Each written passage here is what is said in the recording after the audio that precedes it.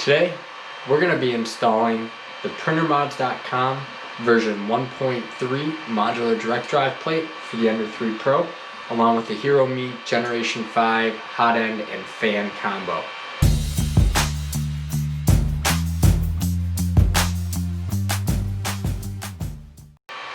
Now, what direct drive does is it moves the extruder from back here and places it on top of the hot end. This gives us basically a major reduction in the Bowden tube, resulting in a major reduction in feed distance. That allows us to use a lot more flexible filaments, maybe more brittle filaments, and a lot less retraction distance so that we have less jamming, clogging potential, and just generally it's going to make it more reliable. The things you're going to need to make this happen is the obviously PrinterMods MDD version 1.3 plate. You're going to need something to hold your hot end, whether it be the HeroMe Gen 5 or the PETS fan, or even the stock option, stock fan will work. You're also going to need your hot end, obviously. We are running a TH3D Tough hot end, which is a E3D V6 clone, but the HeroMe Gen 5 supports a wide variety of hot ends. We're going to be attaching the Bondtech BMG extruder to it, along with a TH3D pancake stepper motor. You don't have to do a smaller stepper motor, however this pancake motor is a lot smaller than the stock one. That's going to be lesser weight, and it's going to result in less weight moving across the gantry. That less weight is going to result in less ringing, less distortion, less problems with the print, because we have less mass moving back and forth. You're also going to want some hardware to attach your HeroMe Gen 5 to your MDD plate. PrinterMods.com sells a kit. This kit was actually for the HeroMe Gen 5 and the Bondtech BMG, so it fit our setup perfectly. We also have some zip ties, and we're going to need some basic tools. Allen keys, flush cuts, some pliers, and a wrench. So with that being said, let's get to it. So the first thing we're going to want to do is start removing our hot end, and with this PETS fan duct we're going to remove the two screws holding in our parts layer fan, and that's going to be with our smallest Allen key. And we can go ahead and take this off. I'm going to go ahead and cut the zip tie holding these wires together, and there's one up here. Now I'm waiting on one more part, but I'm going to be redoing this custom harness with different types of connectors, and we're going to be cleaning it up, so keep an eye out for that video. Alright, now that we got the cover off this fan, we can set this aside. Now, you have the option to reuse this fan with the with the HeroMe Gen 5. However, I'm going to be using the TH3D 5015 fan, so this is going to be going in the parts bin. The next step is going to be to take off the fan shroud, and that's just held in with two bolts on the side.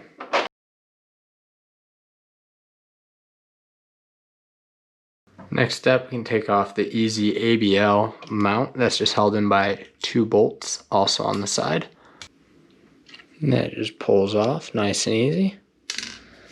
What we can do now is simply take off the actual mount itself, because we're going to be using the HeroMe Gen 5 bracket, and we will put this back on so we don't lose it. I'm just going to go ahead and snip the zip tie up here, and we can carefully set our easy ABL sensor off to the side. Now we have our fan exposed. We can remove that with the two bolts up top and on bottom. And we'll disconnect that. Now we will be reusing this. This is our 40mm TH3D silent fan. So I'm going to put this with the HeroMe Gen 5. Next step is to remove the hot end. So what we'll do is first we'll cut the zip tie on our Bowden tube and remove the Bowden tube while it's still kind of held in place. Then we'll remove our heater cartridge and thermistor, followed by the two bolts up here, which will pull this front off, and then our E3D V6 can just pop out. All right, now that we got our hot end off, we can set that aside, and I'm also going to set aside all of our wires just to kind of clean up our work area for the time being. And the final step is going to be just to remove this back plate. Once that's off, we can start by installing our PrinterMods v1.3. So this is where the real part of the install actually begins, where we can take off the stock gantry plate and install the PrinterMods version 1.3 plate. You can see all the extra holes that have been added to this plate that the stock plate doesn't have. And this gives us a ton of different options when it comes to hot end combinations, as well as extruder combinations. First thing that we're going to want to do is loosen the eccentric bolt using our supplied wrench from Creality. And once it's loosened up enough, we can simply take our belts off. Once the belt is off, we can go ahead and take off our wheels. And that's going to be done by placing an Allen key in the front and using some pliers to hold the nut on the back as you spin them off.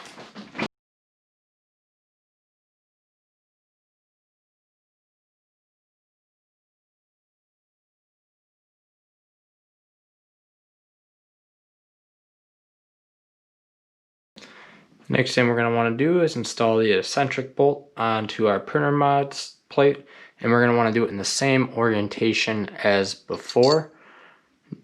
Basically, we have bolt, and there's a washer, our wheel, the eccentric nut, our plate will go on, we've got another washer, and then our lock nut. So again, that's the Allen head side on the back, followed by the bolt, eccentric nut, washer, and our our nut on the front. And we can repeat the same step for our top ones. Those are going to go there and there. And this is going to be just like on our stock one, how our Allen heads face the front and our nut is on the back side. So it's going to be reverse of how we did it down here. Make sure you put your spacer in, and then your wheel. Of course, we're going to want this lined up and ready to go when we put that on.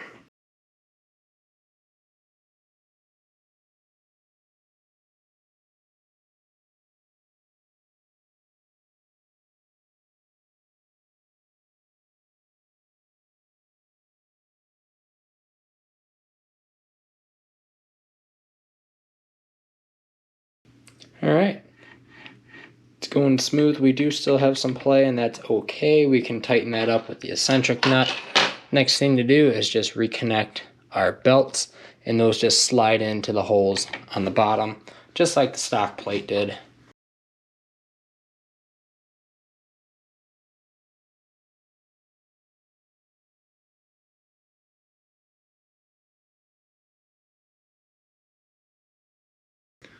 Now that that's tight, we can make sure our gantry's tight by adjusting the eccentric nut on the bottom.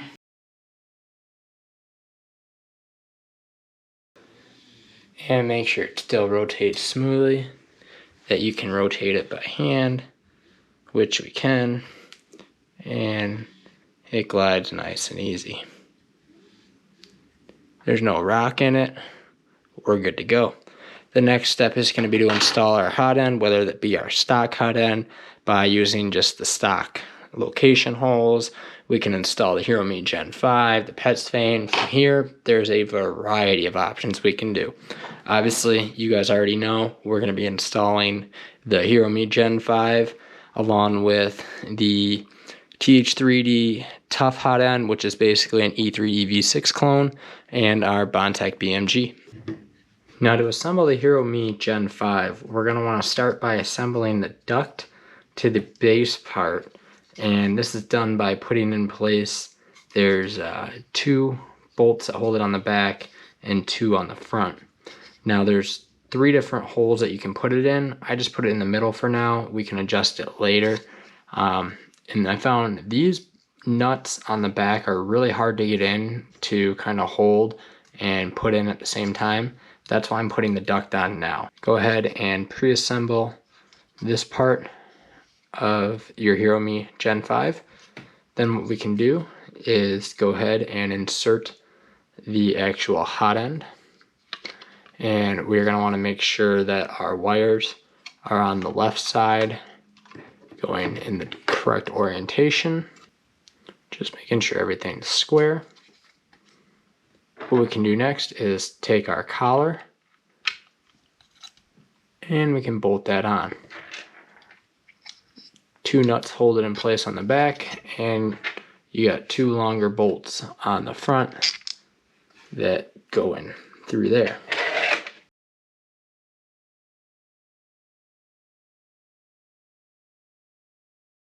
As you can see, that holds it nicely in place, just like that.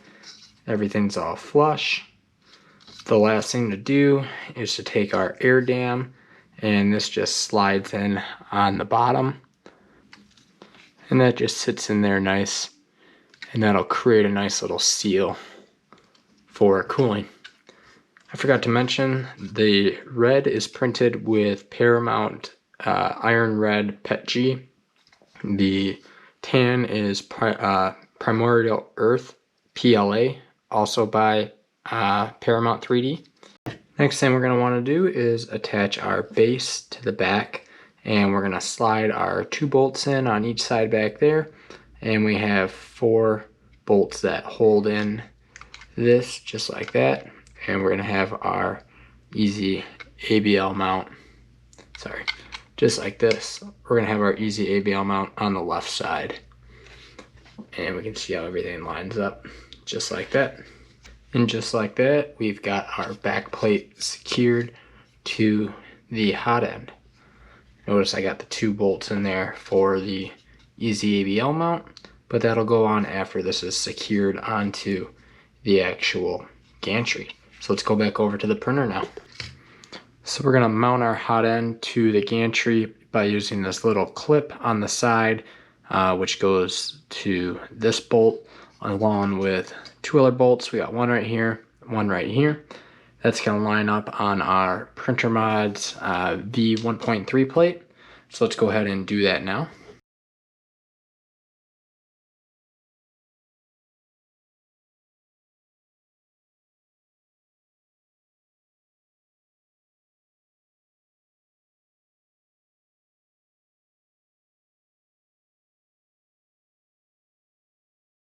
After you get those 2 bolts and that side clamp tightened down, we can go ahead and put our fans back on.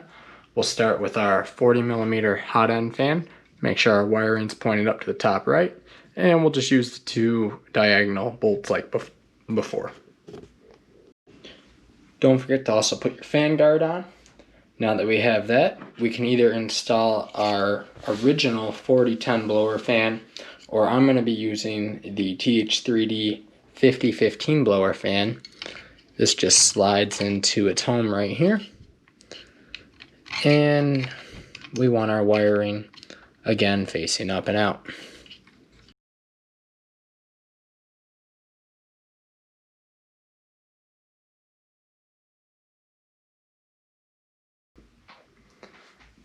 Now, what we can do is install our Bondtech BMG mount.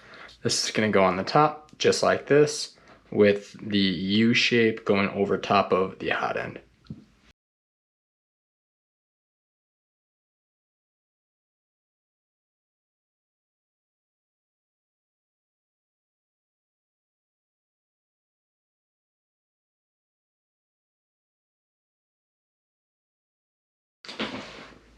Now that we got that on, I forgot we should probably put on our easy ABL mount just to get that out of the way. And that's just held in place by 2 screws right there.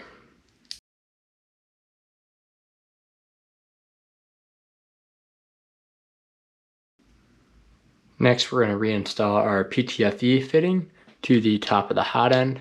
Probably should have done this before putting in this plate, but whatever. Next thing we're going to do is remove the 4 bolts holding on the Bondtech from the stepper motor, and then the 4 bolts holding the stepper motor on to the mount.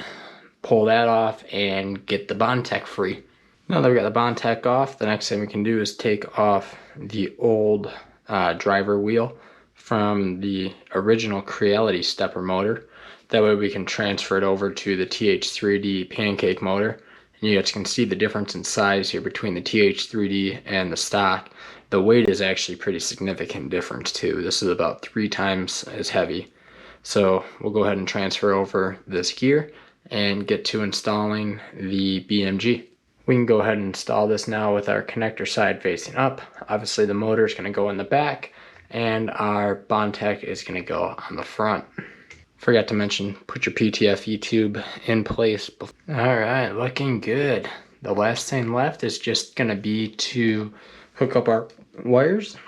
I got to solder on a JST connection for this fan, hook up these wires, re-put in our Easy AVL probe, but I'm sure this video is getting super long, so you guys don't need to see that.